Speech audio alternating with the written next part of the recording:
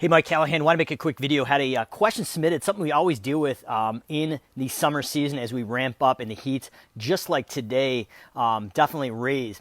How to handle skip services. So particularly in a lawn care question, but definitely I think this would warrant a discussion around home cleaning as well. And the question was how to handle skip services. So predominantly you've got a 28 or 30 year or 28 or 30 week contract, and the contract is to guarantee your spot on the schedule for weekly lawn mowing, and it's going to include your weed whacking, your mowing, edging, and blowing off of the services.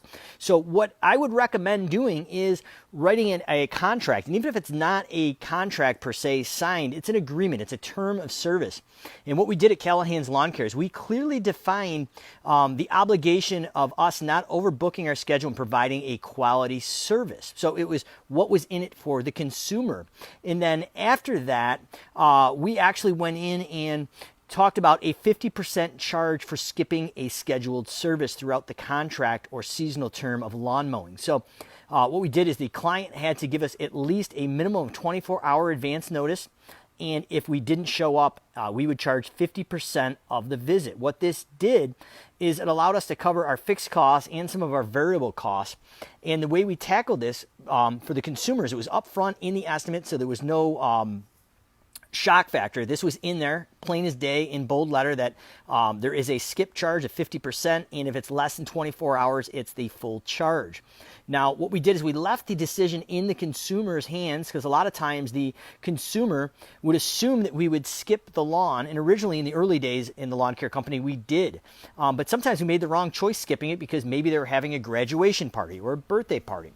We had no idea that they didn't want it skipped, and they would call back aggravated if we skipped it. So kind of damned if you do, damned if you don't. So what we did is we gave the skipping ability to the consumer. We outlined it in the contract, and they had to call 24 hours in advance to skip the service. And if they did, it would be a 50% charge.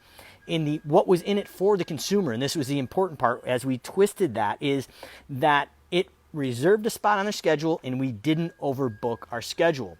So by charging 50% for skipped service, it reserved their spot and allowed us not to overbook our schedules because it covered our fixed costs such as insurance and office and overhead.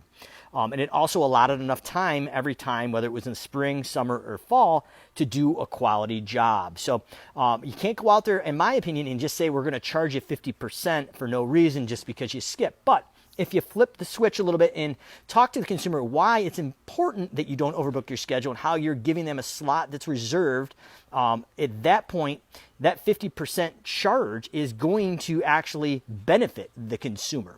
So up to 24 hours, 50% charge, less than 24 hours, full charge. And highly recommend spelling this out clear as day in your estimates, so be upfront and honest about it.